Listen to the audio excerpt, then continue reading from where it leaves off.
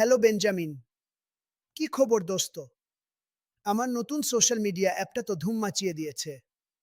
আমেরিকাতে তো শুধু আমারই আলোচনা। ডোনাল্ড, আমি খুব চাপের মধ্যে আছি। আমার দেশের সবাই আমাকে নিয়ে খুব চিন্তিত, আর আমি নিজের চা বানাতে গিয়েও হিমশিম খাচ্ছি। আরে ভাই, চা বানানো? এটা তো খুবই সহজ। আমার চায়ে শুধু চিনি না, সাফল্যের স্বাদ থাকে। সাফল্য, সাফল্যের স্বাদ। ডোনাল্ড, আমার এখন দরকার শান্তি। তোমার কি কোনো টিপস আছে যা দিয়ে সব সমস্যা এক নিমেষেই গায়েব হয়ে যায়? সিম্পল।